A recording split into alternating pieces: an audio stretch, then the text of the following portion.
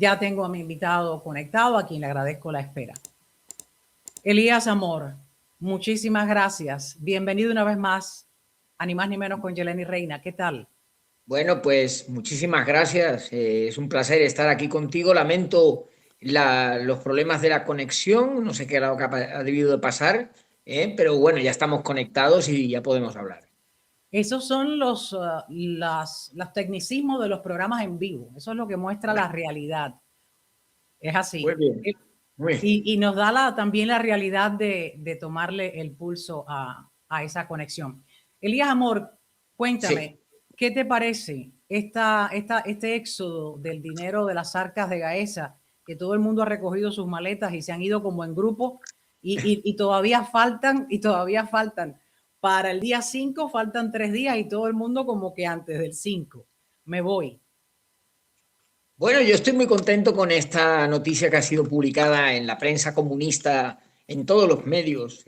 La gran Macuba Debate es un comunicado muy contundente y ya se había dado alguna información de que algo iba a ocurrir en estos primeros días de junio.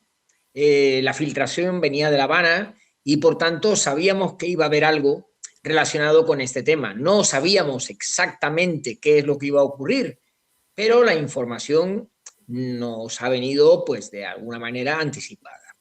¿Qué es lo que ha ocurrido? Bueno, pues lo que ha ocurrido es que, preocupados por la grave situación que tiene el acusar a Gaesa de ser una empresa en manos de un núcleo de poder militar y familiar en Cuba, al régimen no le ha quedado otro remedio que dar la cara. Es el niño que pide perdón, es el culpable que está, en cierto modo, huyendo hacia adelante. Es una reacción que tiene un significado muy preciso. En mi opinión, no es un mensaje al equipo de Marco Rubio y de Estados Unidos, sino que esto es una especie de carta a todos los países con los que Cuba tiene actualmente relaciones económicas, que son muchísimos, sobre todo los países europeos, porque esto de Gaesa va a traer cola, ya la está teniendo, pero la va a tener más. Y para, de alguna manera, que estos países entiendan lo que representa Gaesa, es por lo que se hace este comunicado, que no es demasiado duro, no es un comunicado contundente, es un comunicado que se aparta bastante de la línea de los ataques que normalmente realiza el régimen. El único ataque que hay es cuando dicen que, que esta estrategia contra Cuba está siendo pergeñada por sectores de la extrema derecha de Miami. Bueno, pues eso es una pequeña patita de conejo encima del hombro, ¿verdad? Comparado con las cosas que de vez en cuando dicen en La Habana. De hecho, yo creo que se cae por su propio peso porque yo soy un economista europeo radicado en España, que llevo la esencia de Cuba en mi corazón, pero yo no tengo contactos con ninguna mafia ni con nadie y estoy absolutamente convencido de que lo que está pasando con Gaesa es una vergüenza. Y en ese sentido, bueno, pues ha salido este comunicado que yo creo que demuestra también miedo, mucho miedo del régimen en este momento por lo que pueda pasar con muchas empresas que están vinculadas a Gaesa con sus negocios y que en algún momento la figura del compliance, que como conoces muy bien, Yanelis, es la persona que en las empresas se encarga del cumplimiento de la legalidad, pues va a decir, oye, con esta gente no se puede hacer negocios, levanten ustedes, como ha hecho Churet, como han hecho algunas cadenas hoteleras españolas y canadienses, y el baile no ha hecho más que empezar. Y el régimen sale en este artículo del diario oficialista Granma, sale por primera vez, defiende a lo que llama el GAE. Y ahí tengo la Sí, portada de Granma en ese birrol. Pero fíjate, hace esta defensa y quiero que me hables al respecto. Le sí. llama anatomía. El titular tiene un nombre que voy a leer tal cual. Dice Cuba, el GAE y Estados Unidos. Anatomía de una calumnia de Estado. Bueno, anatomía. Y la radiografía de los números de los gastos de entrada y salida de Gaesa no la publicaron. Elías Amor. Claro, vamos a ver, este es el segundo punto que quería tratar contigo. Lo primero ha sido el escándalo. que hay con este comunicado dirigido sobre todo, insisto, a los países con los que Cuba comercia. Aquí en España, por ejemplo, nadie sabe lo que es Gaesa. A mí me sorprendió el otro día, estuve en una reunión con empresarios y estuvimos hablando del tema de Gaesa y me miraban todos con una cara extrañados, muchos de ellos con negocios en Cuba y no habían oído hablar nunca de Gaesa. Bueno, pues este es el primer mensaje. El segundo mensaje, bueno, está muy claro. Si ustedes quieren transparencia, quieren claridad y quieren responsabilidad, publiquen los datos de Gaesa. Tal cual. Publiquen, por ejemplo, algún informe de auditoría, aunque no sea el de la Contralora Gladys Bejerano, que no sirven para nada, que son informes vacíos de contenido, absurdos. Bueno, ella ya está cesada, ¿no? Publiquen las cuentas anuales, publiquen los datos de quiénes son los accionistas, publiquen quiénes son los dueños reales de la empresa, dónde invierten, qué paraísos fiscales, qué bancos están vinculados a Gaesa. Toda esa información que nos la pongan encima de la mesa, la analizamos y si vemos que es limpio, limpio. Además, fíjate, hay una parte que es la tercera que te quería comentar. Cuando tú te lees el comunicado, te das cuenta de que estos comunistas a veces hacen el ridículo de la manera más increíble, porque dicen que gracias a Gaesa se hizo no sé qué feria de un campamento de pioneros. Aquí lo tengo. Claro, una feria de un campamento de pioneros, como si eso fuera una cosa de otro mundo. Luego dicen que construyeron 10.000 viviendas. Vamos a ver, si desde que Gaesa empieza a funcionar en los años 90 hasta ahora, que han pasado 35 años, han En hecho pleno periodo 10.000 especial. viviendas. Sí, si en ese periodo construyeron 10.000 viviendas, tú dime cuántas han hecho por año o por día.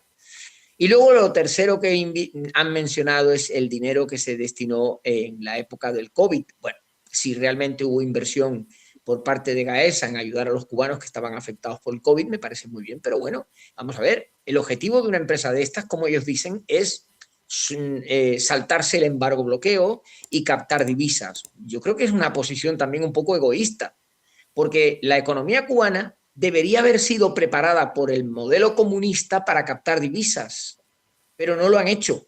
Han creado una economía muerta, una economía inservible, inútil, ineficiente, en donde, ¿qué es lo que hacen? Cogen las empresas del ejército y en el perfeccionamiento forman el grupo este empresarial. Fíjate que quien montó eso fue Marino Murillo, el ministro que acabó con la economía cubana con la llamada tarea de ordenamiento. Por un lado, el general Casa Regueiro, que era un hombre a la obediencia de Raúl Castro, era su perrito faldero, y Marino Murillo, que todos sabemos que ha sido el verdadero artífice del desastre de la economía cubana desde el 2021 y él anda un puesto fabuloso en Tabacuba, que es posiblemente el único negocio bueno que tiene Cuba, factura unos 500 millones de dólares al año. En ese sentido, yo, sinceramente, cuando esta tarde me llamaron y me dijeron, ¿ha leído usted el comunicado de Gaesa? Los primeros que me llamaron, pues no daba crédito. No daba crédito que hicieran un comunicado como este, pero lo han hecho. Y eso significa, insisto, que hay miedo en La Habana. Hay miedo, hay sensación de fin de siglo, de fin de historia, y por mucho que se esfuercen en decir lo contrario, creo que estamos asistiendo a la caída del régimen comunista en tiempo real. Hay un detalle de ese mismo artículo del diario Granma que mencionaba ya lo de las viviendas, el dinero que utilizaron Sí, durante el COVID, en fin. Hay otro párrafo que vale la pena mencionar porque estamos viviendo dentro de Cuba y viendo cómo viven esa crisis energética. Y dicen ellos en ese comunicado que los frutos de esa actividad empresarial han sido destinados también a las inversiones en la termoeléctrica Lidio Ramón Pérez, la Felton, la de pues, Holguín. Y al diseño, no, aquí se quedaron también grandes. Y al diseño y consolidación de grandes obras hidráulicas, entre ellas los trasvases este, oeste y norte y sur para el beneficio de millones de cubanas y cubanos. ¿Qué agua? ¿Qué pues electricidad? Elías Amor. qué quieres que diga? ¿Que ha sido un fracaso invertir en eso? Porque las centrales eléctricas ya sabemos cómo están. Y la conducción de agua en Cuba, pues lo que nos llega es de que hay problemas de agua ya en algunos sitios, sobre todo cuando falla la electricidad y se combinan los dos apagones, ¿verdad? El agua y la luz. A ver, este comunicado no tiene desperdicio, es un canto al despropósito, es una especie Además hay algo que me llama mucho la atención porque emplean el término revolución. Si te fijas, no hablan de la República de Cuba ni hablan del gobierno de Cuba, hablan de la revolución, que es un término que aquí en Europa, sobre todo en sectores izquierdistas y filoizquierdistas, pues gusta todavía. Es decir, hay mucha gente que aún no mantiene una vinculación cariñosa, ideológica con el régimen comunista de Cuba y hablan de revolución. Entonces, ese es otro argumento más que yo creo que nos ayuda a entender el sentido de este comunicado. Ya no es tanto criticar a Gaesa, perdón, defender a Gaesa y ponerla encima de la mesa, como hacer un mensaje a sus socios y amigos para que no levanten más empresas. Y vamos a ver si lo consiguen o no. Yo creo que no, ¿eh? Explícame, Elías Amor, por qué la Sherrit, esta empresa, dijo me voy y de pronto dije me quedo. ¿En qué quedó? ¿Sigue allí? ¿No opera, pero está reservando el terreno? Aquello que creó, que construyó y no quiere irse creyendo que cuando venga algún tipo de negociación con Estados Unidos, pues entrará en acción con Estados Unidos desde el terreno donde opera ahora. A ver, yo he cogido hace unos días, precisamente cuando salió ese anuncio de la Cherry de que se iba de Cuba, me preocupé de ir a las estadísticas oficiales de la ONEI, la Oficina Nacional de Estadística, y ver exactamente cómo había evolucionado la extracción de níquel en Cuba en los últimos años. Los datos se acaban en el año 22, es decir, hay un desfase de 3 años que no tenemos información, pero te puedo decir que desde el año 2015 hasta el año 2022, la extracción de níquel en Cuba iba en descenso.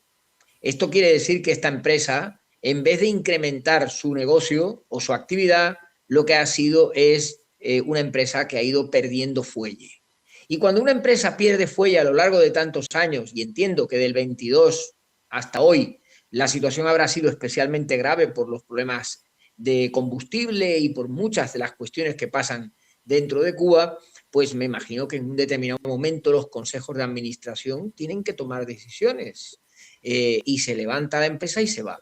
Pero no es el resultado de una decisión loca de un día para otro, sino que es el resultado de un proceso más largo, más reflexivo, en el que, bueno, pues se ha ido viendo que el negocio no va bien y pues, en un determinado momento pues hay que irse. Y algo parecido va a pasar con las hoteleras. De hecho, ya se marcharon alguna hotelera española y alguna hotelera canadiense. Es decir, si ves que los turistas no llegan y cada vez vienen menos y la ocupación hotelera no levanta de un 10% y los ingresos de turismo van a la baja, pues lo normal es que estas empresas hoteleras que lo que hacen es gestionar los hoteles, le den las llaves al gobierno y le digan, quédate con tu edificio que yo me vuelvo. Es lo normal, es lo que en el mundo de los negocios esto es normal y por tanto no hay que valorarlo más que en términos de abandonar unos negocios privilegiados con el régimen comunista. El único que ha hablado de interesarse por el níquel de Moa ha sido Putin. Que yo sepa, Estados Unidos no ha dicho nada ni nadie más. Por lo tanto, son negocios que en un determinado momento pues, se pueden quedar ahí para siempre. Son de interés único y exclusivo. No son de intereses que por lo menos el pueblo se pudiera favorecer ni nada por el estilo. Hablabas de las fugas de empresas españolas, pero también está la fuga de la salida de la asiática Aston. El archipiélago internacional también rompió sus relaciones con Gaesa. Los chinos también dijeron, me voy a disciplinar porque de lo contrario me van a sancionar. Sí, esto es la reacción normal de quien no paga. Cuando tú no pagas a los acreedores, en este caso, o a los socios en los negocios, por ejemplo, el dato que tenemos, que no es un dato oficial ni contrastado, pero es que la zona del Mariel, que se planteó como una gran operación de captación de inversiones extranjeras, que se pensaba que iba a ser el Dorado, ¿verdad? Es un desierto. O sea, no es ni siquiera un 10% de lo que se pretendía cubrir por medio de las inversiones extranjeras. Otro fracaso que ya arranca. Fíjate, la zona especial del Mariel empezó a funcionar en el año 2014 con la ley de inversión extranjera que se publicó aquel año. Es decir, son 12 años en los que no llega apenas nada a la zona del Mariel. Aquel proyecto que iban a construir unos tractores, que era un proyecto que venía avalado, pues todo eso se ha ido archivando y guardando porque no tiene continuidad. Es decir, Bueno, es una ahora economía... hace poco el régimen habló de eso, volvió a abrir Sí, las puertas como abre boca para que vengan empresas a hacerlo. claro, pero el problema está en que una cosa es abrir la boca, como has dicho tú muy bien, y otra cosa es llevarte un trozo de carne. Y el problema en Cuba es que el inversor extranjero viene atraído por los cantos de sirena, pero luego después se encuentra con que no hay nada, ni hay chicha, ni hay limonada. Y esta es la grave problemática, que es una economía improductiva, es una economía ineficiente, en la que no hay un Estado con fondos suficientes para asociarse con el inversor extranjero. Gaesa es la que está para estas cosas, pero ya ves lo que pasa cuando tiembla el horizonte, ¿no? El capital es esencialmente temeroso y nadie que quiera defender un capital se mete en un sitio si sabe que va a acabar mal. Es la situación del día a día que nada más uno abre los ojos, lee el diario y dice, más cerca o ellos más lejos. Entonces es por eso que te quiero mencionar y traer aquí al programa las declaraciones del secretario de Estado Marco Rubio, justo en este momento, donde sale esta publicación de Granma, que al parecer no es un ejercicio de transparencia, es la señal, como bien mencionaba, más clara hasta ahora de la desesperación del régimen ante ese inminente y visible colapso. Tengo las declaraciones, Elías Amor, del secretario de Estado, que llega justo cuando ese régimen enfrenta más aislamiento, menos inversiones y una creciente presión económica. Te invito a que la veamos junto a las personas que están conectadas. Vamos a ver. Muy bien. Las he traducido, las he doblado al español. Muchas personas me han escrito, te lo agradezco, porque no puedo leer en el teléfono o en el tablet las letricas. Y aquí está para complacer peticiones. Le daré un ejemplo perfecto en nuestro propio hemisferio occidental, un ámbito que este comité y muchos de sus miembros han argumentado durante mucho tiempo, al igual que yo, ha sido descuidado y no se le ha prestado atención durante mucho tiempo. Ahora tenemos en este hemisferio una coalición de más de una docena de países amigos que se han alineado para trabajar no solo en las cuestiones de seguridad que todos tenemos en común, sino también en la prosperidad económica que van de la mano. Es una historia asombrosa que básicamente, aparte de Nicaragua, aparte de Cuba, obviamente aparte de Venezuela, sigue con algunos desafíos.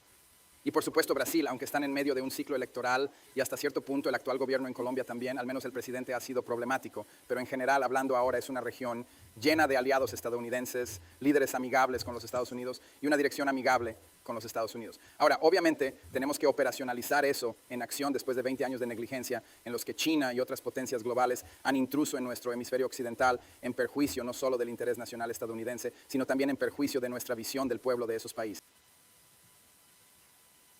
Elías Amor, las declaraciones más claras ni el agua, y lo que acaba de decirle es, miren, hagan lo que está haciendo el resto del hemisferio. Se está alineando para no actuar como China, como Rusia, y no entrar en esta situación de problema global. Vamos a hacer las cosas como son, y si otros lo han hecho y se han unido, ¿por qué ustedes no? No es difícil. Sí, es una muy buena pregunta por parte del secretario de Estado, que le veo muy centrado en la estrategia, ¿verdad? Y viene muy bien esta cuestión, porque fíjate, hace solo unos días apareció Valdés Mesa por Kazajstán a una reunión de la Unión Euroasiática, que es una asociación de libre comercio entre países antiguamente repúblicas de la URSS. Allí quien encabeza el tema es Rusia, pero están Uzbekistán, Kazajstán, las repúblicas euroasiáticas. Bueno, pues allí anduvo Valdés Mesa, llevó una cartera repleta de proyectos de biotecnología, de medicina, de temas relacionados con el alimentos, con medio ambiente. Todos los analistas planteaban que iba a mendigar petróleo y se volvió con las manos vacías. Pero ¿qué van ellos? ¿A dónde van ellos? A la Unión Euroasiática, que está a más de 12.000 kilómetros de La Habana. Ellos son los que se bloquean y se embargan, porque en lugar de ceder a unos planteamientos absurdos, totalitarios y fracasados, se van a la Unión Euroasiática, que están pues países que verdaderamente pues son bastante complicados, porque a nadie aquí se le ocurre irse de viaje a Uzbekistán o alguno de estos que terminan en TAN, ¿no? Y encima, para no conseguir ni un litro de petróleo, que es lo peor de todo. Y por allí han ido ya Díaz-Canel, que yo sepa, también estuvo Pérez Fraga, que no pierde oportunidad para ir a todos estos sitios buscando inversiones, y estos países no invierten tampoco en Cuba, pues que se lo hagan mirar, porque si los amigos no se comportan como amigos, no conviene también pensar que los enemigos vayan a hacer otra cosa distinta, ¿verdad? Hay un dato dentro de ese comunicado en el artículo del diario oficialista Granma que toca ese tema y vuelven ellos a tratar de mentir y a tapar el sol con un dedo a nivel internacional. Y mencionan y señalan, voy a resumir para no leerlo textualmente, de que ese dinero de Gaesa ha sido para uso de la sociedad ciudadana y no de unos pocos. Parece que se le olvidó a Raúl, yo me imagino, ¿no? Al dictador cubano Raúl Castro, me imagino que por la edad esté perdiendo un poco la memoria, y se le olvidó que hasta hace solo unos pocos meses, pues el designado en jefe, Díaz-Canel, con su esposa viajaba a todo el mundo con una comitiva que se sabía que ese dinero era pagado con el dinero de Gaesa y que el nieto favorito del dictador cubano Raúl Castro se la pasaba viajando en un jet privado a Panamá, ida y vuelta, que aún no se ha dicho, pero no se ha podido confirmar si tiene empresas y propiedades allí en Panamá. Entonces esta parte del artículo innecesaria de querer decir que solo para toda la ciudadanía era el beneficio del dinero del Gaesa y no para unos pocos. Sí. Es algo que absurdo. Elías Amor. Sí, yo creo que, vamos a ver, como has dicho muy bien, esta información no se puede certificar. No sabemos exactamente nada de Gaesa, no sabemos qué paga, qué ingresa. Sabemos que tiene vínculos en el sector turístico, que tiene vínculos en el sector bancario, en la gestión de las remesas. Sabemos que tiene vínculos en el sector hotelero, en el sector de la venta de combustibles. Es un monstruo con muchos tentáculos que se extiende, pero yo tengo mis serias dudas de la rentabilidad de Gaesa, porque todo lo que los comunistas tocan ya sabemos cómo acaba. Y aunque es verdad que Gaesa pertenece, como ellos dicen en el comunicado, al área de las divisas, de la economía, y que la tuvieron que crear, parece que fue como una especie de necesidad, ¿verdad? Que la tuvieron que crear para salvar las influencias del embargo, bloqueo, que siempre están ellos justificándolo todo con el embargo y bloqueo, pues la realidad bien cierta es que Gaesa va por libre, como decimos aquí en España. Y al ir por libre, pues hace lo que le da la gana, paga lo que quiere, ingresa aquello en lo que se posiciona, incluso operaciones de carácter internacional en Panamá se han acreditado también. Pero vuelvo de nuevo al tema. Si el régimen quiere que nos creamos este tipo de argumentos y que le demos algún tipo de pábulo a lo que plantean, que saquen las cuentas, que enseñen las cuentas, que aparezca el compliance de Gaesa, que informen de las auditorías y que se sepa hasta el último céntimo a dónde va. No nosotros también nos interesa mucho que se lo digan a los cubanos, que se lo digan al pueblo cubano, que es en definitiva el principal, que entre comillas, afectado de esta situación, ¿no? Si eso no lo hacen... Lo está sufriendo, claro. Y lo vemos a diario. Me surge esta pregunta. Cuando ellos justifican la creación de Gaesa en este momento tan crucial, similar a este lo supera en cuanto a crisis. Los años 90, el periodo especial. Se me ocurre algo. Sería que ellos tuvieron que crear su propio paraíso fiscal y ponerle un nombre militar y regular ese dinero en un banco, el cual ellos no han dicho dónde, pero términos militares, porque ya no le permitían en el extranjero sacar una maleta más de dinero. A ver, la filosofía de un paraíso fiscal no es esta. El paraíso fiscal premia a aquellos que no quieren pagar impuestos por los activos y los capitales que poseen y los acoge, dándoles una seguridad jurídica excepcional. Yo creo que a ningún inversor internacional se le ocurre que en Cuba puedan darle buena protección a sus inversiones. Habrá algún loco que sí que lo creerá, ¿verdad? Pero en líneas generales... Han habido algunos. Han habido, sí, vinculados a determinado tipo de actividades y negocios que han acabado muy mal. Me acuerdo ahora de este empresario chileno de apellido, creo que era Marambio, o cosas por el estilo. El propio régimen va contra ellos. Si es que, además, va en contra de... mira, cuando el empresario español Barreiros se estableció en Cuba ya en los años 60, haciendo un poco de historia viejuna de todo esto, este hombre se tuvo que ir de Cuba también huyendo al final, a pesar de que llevó para Cuba los mejores camiones y las mejores guaguas que se fabricaban en la isla, en época en la que poco antes, unos años antes, miles de españoles se habían vuelto a España con sus propiedades confiscadas. Y Fidel Castro y Franco se pusieron de acuerdo y este empresario español, muy importante, se fue a Cuba a fabricar vehículos de tracción. Es decir, que siempre ha habido negocios en Cuba. Gaesa tiene además la marca que he explicado antes del ejército.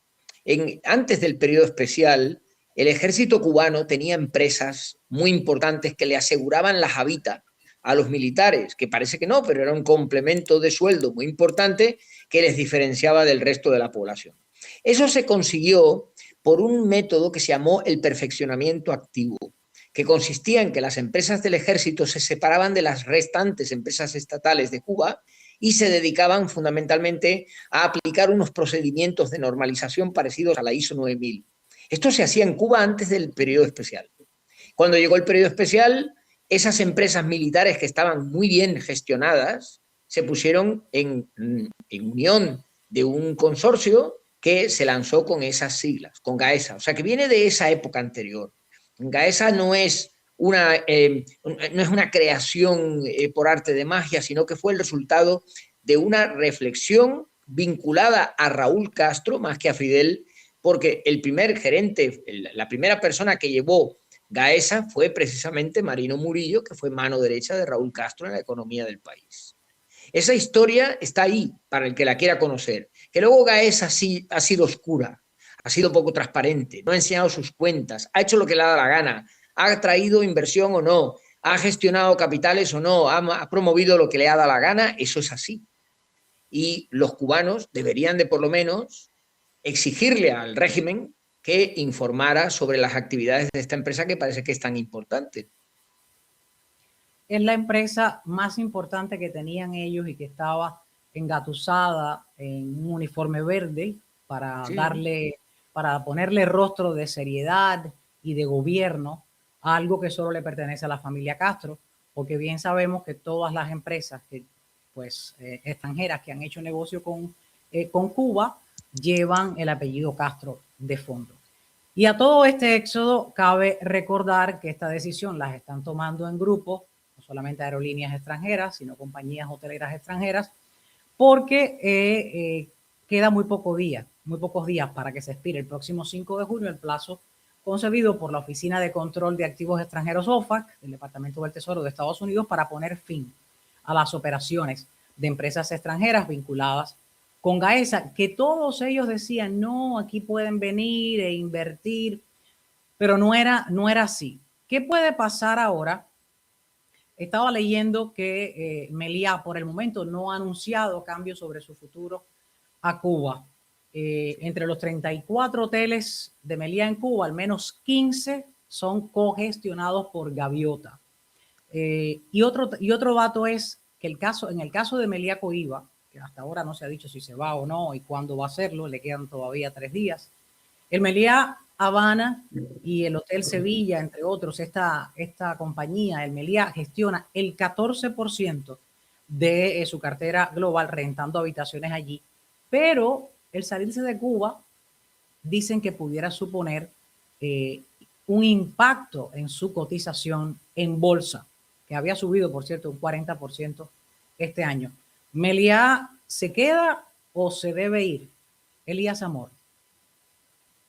Bueno, yo he escrito sobre ese tema en mi blog, es decir, ya hace algún tiempo cuando se produjo la salida de Sherit, analicé precisamente por qué se iba a Sherit en los términos que te he comentado anteriormente, y en ese mismo artículo lo que venía a sugerir es que, bueno, las empresas hoteleras españolas deberían de reconocer dos cosas.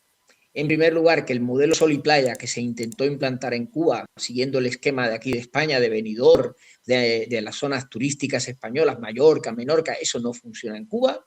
Se llevó muy tarde ese modelo, y ese modelo ya lo tenía la República Dominicana o lo tenía Cancún, y por tanto ese fue un error técnico, un error estratégico, apostar por el turismo barato de Sol y Playa, que es un turismo que en España va muy bien porque los turistas baratos, los turistas europeos vienen en carro, no vienen en avión, vienen en carro, se pasan aquí el verano y se vuelven para sus zonas de origen, compran apartamentos, pues eso no se puede hacer. Por tanto, el modelo turístico estaba condenado al fracaso.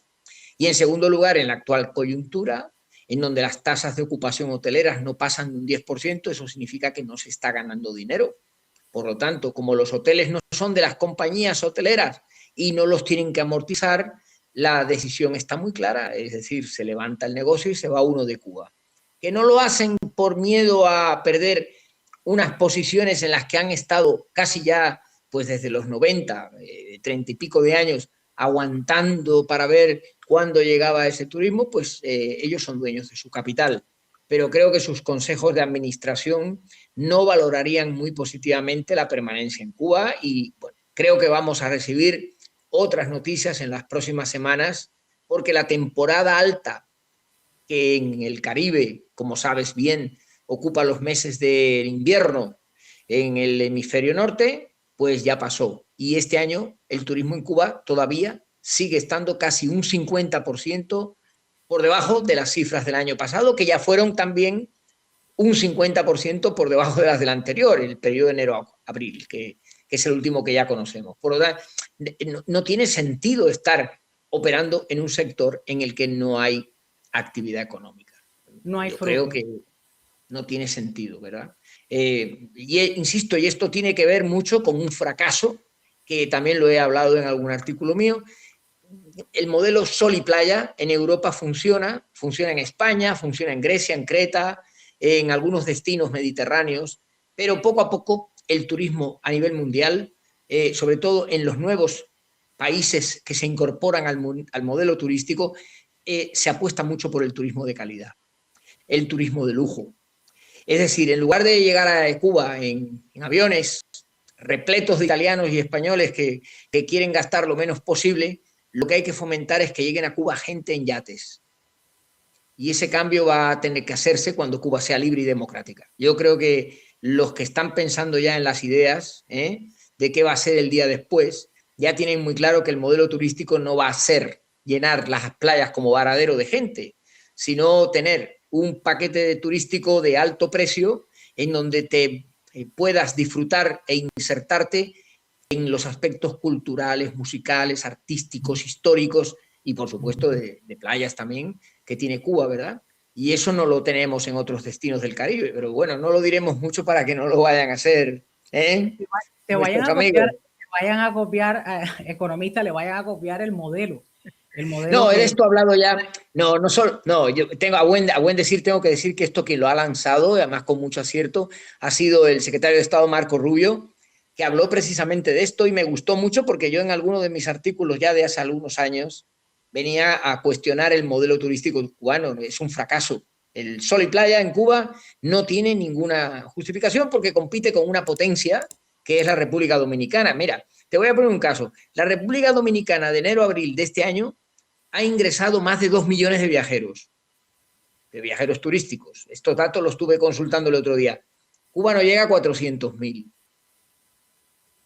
Para que te hagas una idea de la diferencia. 5 veces más van los viajeros a la República Dominicana. Yo lo entiendo perfectamente. Aquí en España tú vas a una agencia de viajes y todos los paquetes turísticos que te ofrecen las vendedoras son todos a la República Dominicana o a Cancún. Y preguntas, ¿tienen ustedes Cuba?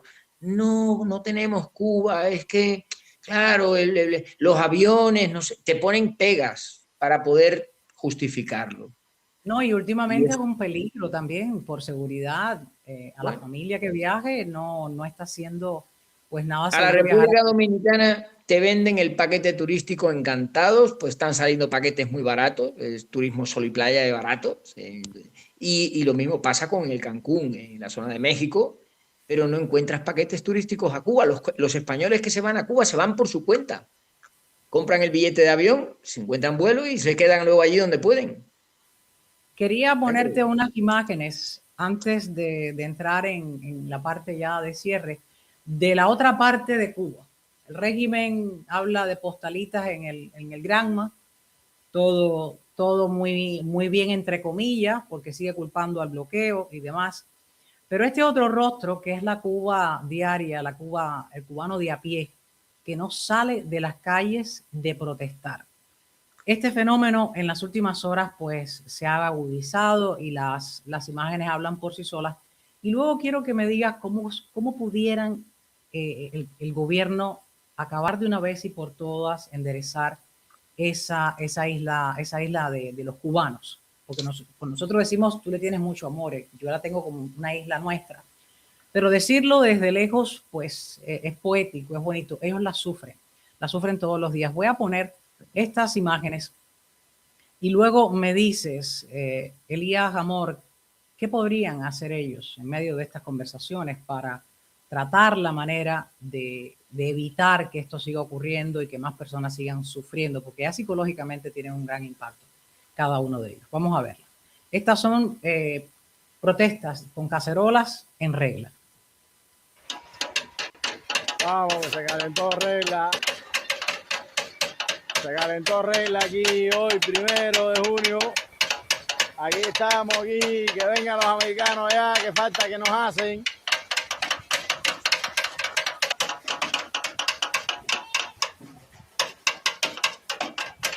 Estas son de reglas y estas son de Artemisa.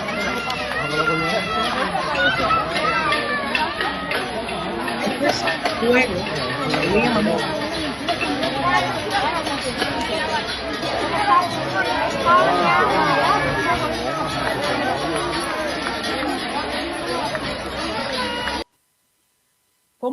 ¿Cómo se contrasta? Elías Amor ahí me acompaña nuevamente y quiero hacer la pregunta para cuando él esté conectado, pues concluir con este tema del régimen de la cúpula, su discurso y el discurso que sale en las calles diariamente que les acabo de mostrar. Una vez se conecte, pues voy a hablar con él. ¿Cómo se podría contrastar que ellos siguen tratando la manera de decir no ha pasado nada? Elías Amor, ¿cómo se contrasta ese discurso del régimen en su diario Granma y esta realidad?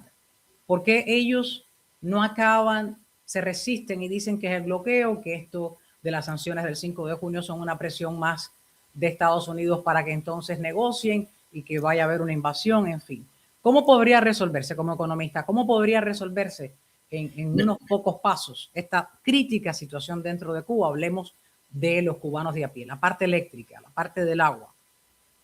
No tiene arreglo, Yelenis.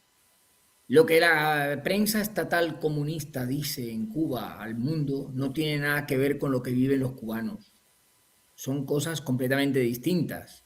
Los cubanos no pueden aspirar a encontrar ninguna solución a sus problemas en lo que representa la continuidad del modelo económico que existe en Cuba. Esto ya está absolutamente demostrado. Ya no hay barcos de petróleo, ya no hay dinero para acudir a los mercados financieros, ya no hay nada. Se ha acabado. Entonces, no tiene sentido que establezcas esa, digamos, correlación entre lo que publica Granma y lo que los cubanos demandan, porque no la hay. Entonces, mi respuesta es muy contundente. No va a haber, con ese régimen no va a poder haber cambio. No podemos ir a ningún sitio. Y creo que esto está muy claro en las negociaciones que está llevando el secretario de Estado, Marco Rubio, con los que está hablando en Cuba, que yo creo que hay dos sectores claramente ya.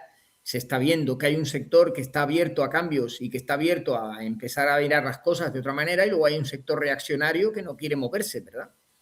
Entonces ahí es donde va a haber que jugar al billar y ver quién le pega la bola roja o a quién le pega la bola blanca para que se dé una buena carambola, ¿no? Todos los procesos de transición son complejos y el de Cuba mucho más, porque en Cuba tenemos una situación económica absolutamente terrible. Hay una crisis humanitaria de proporciones realmente dantescas, como tú has dicho muy bien, Y impulsar cambios políticos en un escenario como ese es muy complicado. Por lo tanto, si queremos impulsar los cambios políticos con seguridad, tendremos que ir también tomando decisiones económicas. Y ese va a ser el gran reto de la transformación de Cuba en un país democrático. La transición va a ser brusca, no necesariamente entrar un flujo de dinero, como ya ha ofrecido el secretario de Estado Marco Rubio de los 100 millones, y entrar un paquete de ayuda y que entonces venga luego los cambios. Tiene que venir a la par. Lo que está claro es que la transición tiene que empezar por algún sitio. Y en mi opinión ha de empezar por resolver el problema humanitario. Y ahí o se recurre a fondos de Naciones Unidas o se recurre a Plan Marshall, como alguno ha hablado por allá de un Plan Marshall para Cuba, o se recurre a donde se tenga que recurrir. Pero a los cubanos hay que darles de comer, hay que darles vestido, hay que darles condiciones de seres humanos para que se satisfagan, para que puedan hacer 2 comidas diarias, 3 en el mejor de los casos, los niños vayan al colegio desayunados decentemente y las personas mayores no parezcan cadáveres. Cuando eso esté resuelto, empezaremos a tomar las medidas oportunas. Eso se resuelve rápido, eso no tiene gran complejidad. Son varios contenedores de mercancía desde los puertos del sur de la Florida hacia las principales ciudades de Cuba y un buen reparto de la mercancía, no como el que hace el Partido Comunista, sino un reparto, digamos, destinado a las personas, a la gente que verdaderamente lo necesita. A la familia, directamente. Muy bien, a la familia. No como estaban publicando recientemente, que voy a traerles en esta semana imágenes, sí, de que están haciendo esa entrega de ayuda humanitaria que ha llegado a través de los 5 buques desde México por la libreta. Es algo nefasto. Elías Amor, a modo de cierre, unas palabras sobre esta temática que hoy estremeció el diario oficialista Granma, que por primera vez pues toca el tema de Gaesa, muestra el título, muestra sus objetivos internos, según, pero la radiografía económica no se ve. No se ve. Estamos ante un escrito que revela 3 cosas, en mi opinión, muy importantes. En primer lugar, una crisis muy grave en Cuba y un gobierno que ya no sabe ni qué hacer para poder dirigirse a sus países amigos, porque esto, insisto, no es un escrito en contra de Estados Unidos. Yo creo que es un escrito para que los amigos sepan quién es Gaesa y tengan un conocimiento de que el régimen respalda a Gaesa y que en esta polémica que se ha introducido, Gaesa tiene alguna justificación que solo sea hacer campamentos para pioneros. Y en tercer lugar, se han metido en un auténtico lío porque el siguiente paso va a ser ahora decir, bueno, muy bien, saquen papeles de Gaesa, saquen documentación, vamos a ver dónde está el compliance de Gaesa, dónde están las inscripciones en los registros mercantiles, en fin, que esto lo que yo creo que va a ser el siguiente paso y las organizaciones políticas del exilio deberían de reclamarlo y los cubanos de la isla también, que se sepa qué es lo que es Gaesa, a ver si tienen valor y coraje de publicar estadísticas de la empresa. Yo creo que lo van a tener muy difícil, pero sería el tercer paso que habría que dar en este momento para ver si, somos capaces de saber exactamente qué es lo que representa Gaesa, si un 40, un 50 o un 20% del PIB de la economía, qué sectores tiene prioritarios, en dónde se mueven sus negocios, todo eso, saberlo. Y pues, insisto, como te decía al principio del programa, creo que estamos asistiendo en tiempo real a la caída del régimen que ha dominado la isla durante 67 años. Se le está cerrando aún más el cerco. Elías Amor, economista, experto en temas Cuba, profesor de economía en la Universidad de Valencia en España. Gracias una vez más por aceptar la invitación a Ni Más Ni Menos con Yeleni Reina y conversar en este cambio de horario, con esta diferencia horaria. Mil gracias de todo corazón.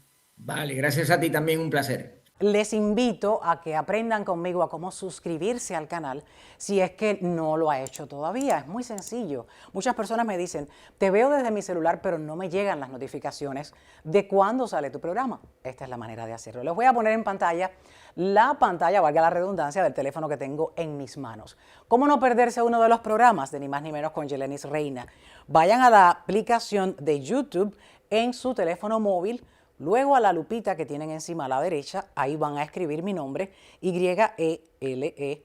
Rápidamente les va a salir en la primera línea Yelenis Reina, con solo escribir 2 o 3 letras. Yelenis Reina, ahí le hacen clic. Ahí están viendo la portada del canal de Yelenis Reina, donde pueden ver Ni Más Ni Menos con Yelenis Reina. Justo donde dice suscribirme, le hacen clic, ya está suscrito. ¿Qué pasa? Debajo va a tocar donde dicen suscrito, pero ahí va a tocar todas. Ahí está saliendo debajo. Dice notificaciones. Dice personalizadas. Usted escoge. Yo le voy a dar todas porque yo quiero saber cuándo mi programa está en el aire. Si usted lo hace y se suscribe, mil gracias. Si no lo ha hecho y alguna persona que conozca del programa no lo ha hecho, pues compártale este video para que aprenda y no se pierda ninguno de los programas de Ni Más Ni Menos con Yelenis Reina. ¿Quién sabe? Y un día, si está suscrito, puede ganarse algún regalito. Mil gracias por ver el video, compártanlo para que muchas personas se enteren cómo recibir las notificaciones de Ni Más Ni Menos con Yelenis Reina. Ni más de lo que ocurre, ni menos de lo que nos importa. Mil gracias.